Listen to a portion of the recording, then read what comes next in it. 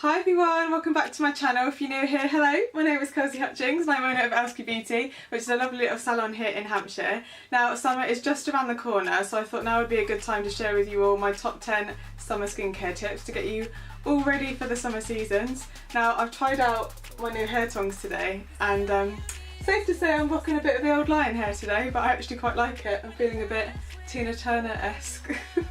Not what I'm used to anyway. Anyway, if you want to find out what my top 10 skincare tips are for the upcoming summer season, then carry on watching. Okay, so number 1 is exfoliate. Now I know it might sound really basic and you might think, well duh, or you might not, who knows. But yeah, exfoliating all over your body, because you're never going to have smooth, supple, glowy skin if you're not exfoliating. So it doesn't need to be expensive. Yeah, you can get body scrubs and exfoliators and stuff, you know, but you don't have to buy that if you don't want to. You can just get an exfoliating glove, which are like pence from Boots, Superdrug. I think I even saw some in Tesco the other day. Just do that 2 to 3 times a week in the shower. Just give yourself a nice good scrub down and yeah, that's it. So also with exfoliating, it's better to get a separate exfoliator for your face. So I know you said you can just use a glove, which you can on your body. You can use it on your face if you press it really lightly, but I mean you can get facial, like little tubes of like facial exfoliator, you know, for a few quid. It's really not that expensive. But try and avoid using like the body scrubs on your face because they are a bit too abrasive. So yeah, any sort of body scrub for your body if that's what you want to use, or you can use like on the cheaper side of things, you just use an exfoliating glove. Like I said, you can use that on your face, but just try and be a bit lighter with it. Okay, so number 2, now I know this sounds really obvious, but sun cream. Guys, it's so important to protect your skin when the sun is out, or all year round actually, but obviously particularly in the summer. Now, does sunburn look cool? No. Have you ever looked at someone with sunburn and thought, they look awesome? Or have you ever looked at them and thought, ouch, what a muppet, that looks really sore. Now I know it can sometimes be easy to forget to reapply sun cream or to put it on completely if you're running around after the kids or you're just really busy lifestyle, but it takes minutes and it is so important. So always try and buy a sun cream with UVA and UVB protection. Now I know that sounds like a load of gobbledygook, but they're both, from as far as I understand it, which isn't particularly extensively, as science isn't my strong point, but they're different rays that are given off by the sun, both of which can damage your skin and lead to all sorts of things, but obviously anti-aging being the one that me and you probably care most about. So yeah, always buy one with UVA and UVB protection. It should just say it on the front of the packaging, and at least an SPF 30. You need to be reapplying it every 1 to 2 hours.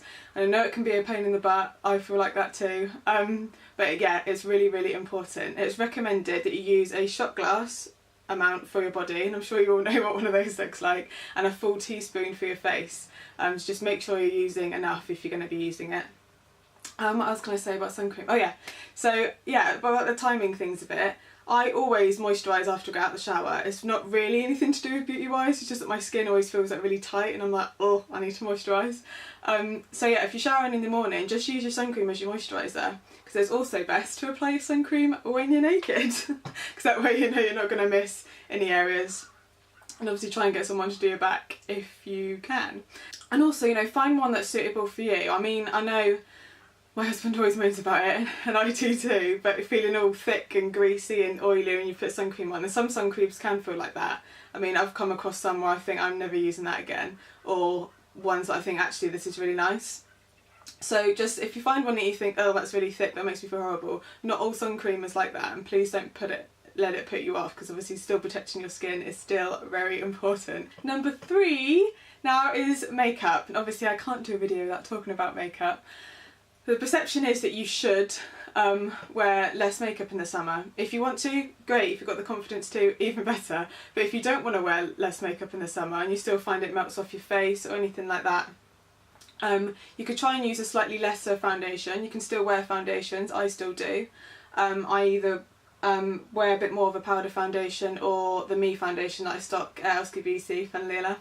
I absolutely love, and I wouldn't promote it or have it anywhere near the salon if I didn't use it or love it myself. I post about the Me Cosmetics Flawless Face Base Foundation every year, because every year it blows my mind about how I can do my makeup at like 6, 7 o'clock in the morning, and then 6, 7, 8 o'clock at night I'll look in the mirror and my makeup still looks awesome. which is amazing for when it's like 1,000,000 degrees and you're in and out of cars and you're sweaty and horrible, because you might feel horrible, doesn't necessarily mean your makeup's gone all horrible and patchy. Also, you can still use your skin protection, so a lot of primers still have SPF in it. You still can use a sun cream underneath your makeup. I can't remember what make it is. It's the one with a big sun, funnily enough.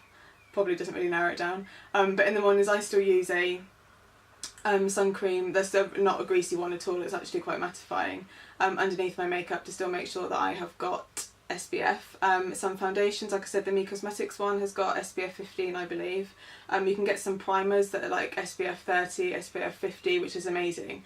So you can still be wearing makeup, ladies, and still be protecting your skin, which is exactly what we want. But yeah, on the less makeup front, you don't have to wear less makeup, you know, there is no right and wrong, it's just whatever you're comfortable with.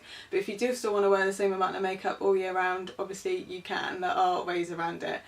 Only thing I would say is you can also get lip balm with SPF if you're not like a lipstick wearer, or you, again, it's one step that you think actually I could do without that in the summer. And a waterproof mascara is something I tend to switch to in the summer months, or better yet, their LVL treatment, which I absolutely love because the results last 6 to 8 weeks. You get a free top-up tint 4 weeks after the initial appointment, and you don't have to do your mascara for like 6 to 8 weeks, so how amazing is that? Okay, so number 4 is water. Now, water should be your best friend all year round, but especially in the summer. Obviously it's important excuse me, obviously it's important to keep yourself hydrated, like for health reasons in the hot weather, but as this is a skincare video, also just to keep your skin hydrated, because it can make your skin look firmer, plumper. I mean, we all know that dehydrated skin tends to look quite dull and like a bit patchy in colour, and obviously that's not what we want. Now, if you struggle to drink your water anyway, I absolutely love this bottle. It's called a Hydrate Mate.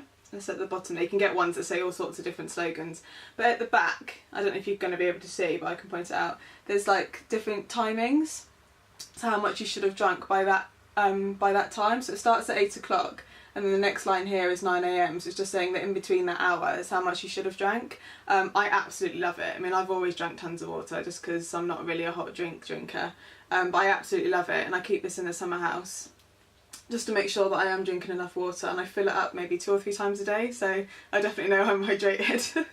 But yeah, it's things like that. I mean, you don't have to get one like this. I think this one was like £12, but you can get bottles like this in Primark even. But they're awesome if you think that you're not going to be getting enough water in.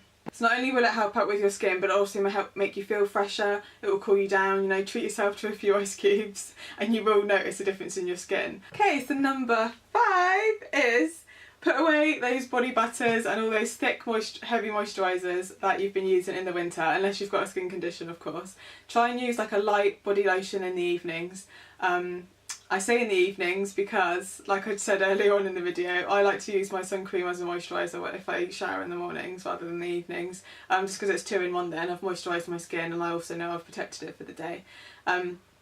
But if you also like to have a shower in the evenings or to help cool yourself down, rather than sort of slathering yourself in a thick body butter, because especially when you're hot and you're all sweaty, it can feel a bit, ugh, this doesn't really particularly feel very nice. Try and use a light body lotion. Okay, so number 6 is probably one of the things that I'm most passionate about, and if you've seen some of my earlier videos, like from a couple of years ago, or if you know me really well, you're going to know that I'm very passionate about sunless tanning, so safe tanning. We all want to be tanned in the summer, well, probably all year round because I love a good tan, but tanning is really not worth risking your health for. You have got fake tan, so you can either got your fake tan at home or you can get like a professional spray tan. I do fake bake with an Elska Beauty, which I absolutely love, and so do my clients. Just due to the fact that it's a really, really natural colour, and it just gives you more of a glow rather than a, wow, she's definitely had a spray tan, which is not really what you want. But you've also got gradual tanners and moisturisers, which are amazing. I love the Garnier Summer Body one.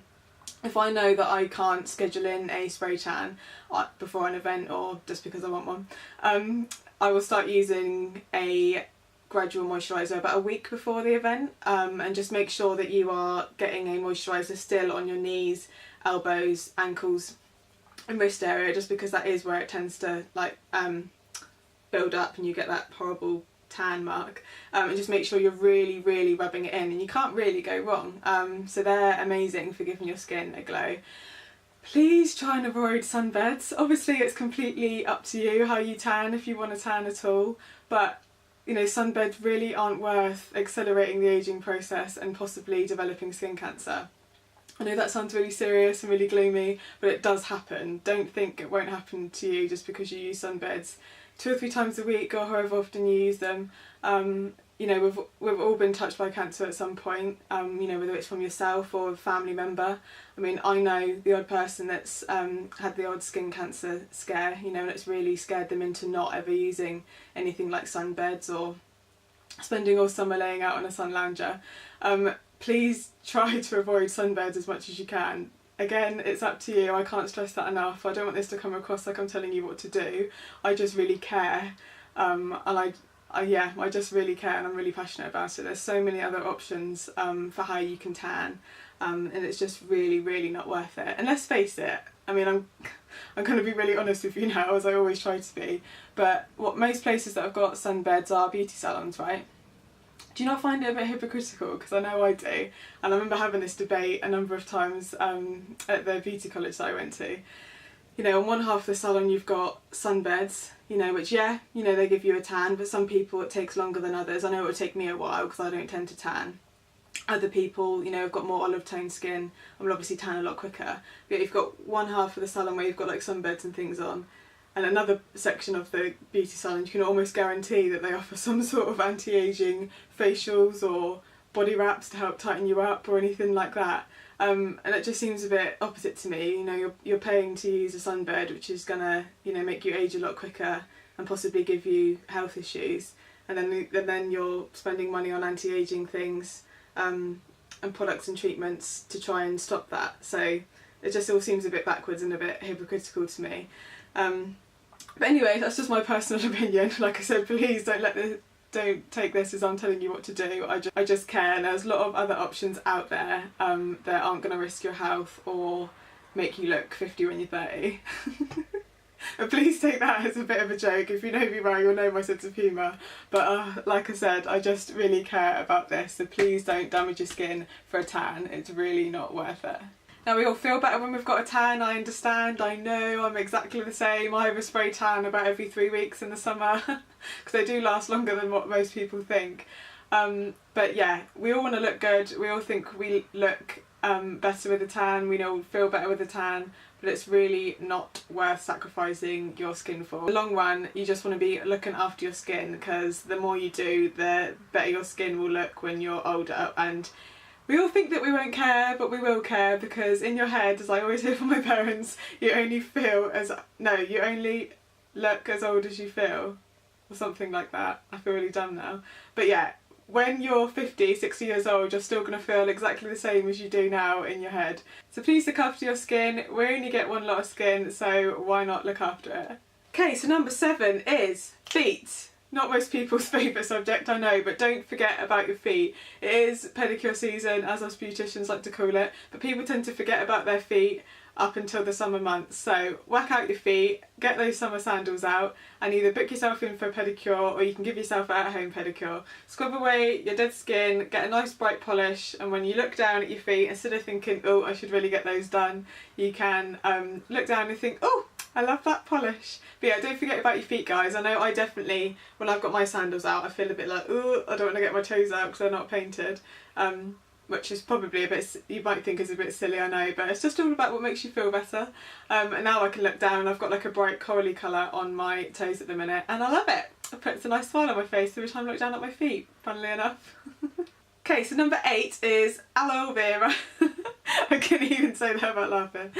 Aloe vera. So I've always used aloe vera gel as a after sun if I have ever got burnt on holiday, and I know after everything I've just said, but when I went to Costa Rica last year it was ridiculous. Like, you could have literally applied sun cream every 10 minutes and I swear to God you still would have got burnt. Me and Jack would sun cream in the morning, go down to breakfast, get on the beach, you're talking about a half an hour time span here, get on the beach, go for a walk along the beach, we came back, I had a very burnt bum cheek and shoulder, and Jack's back was really burnt. I just couldn't understand it because I'm always the one that's like, put Suncream on. But maybe we just needed a higher SPF, or just apply it every 3 seconds, I don't know.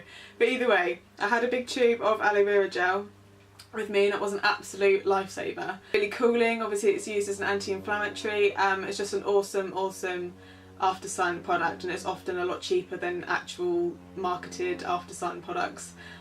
So yeah, head to Holland & Barrett or somewhere like that.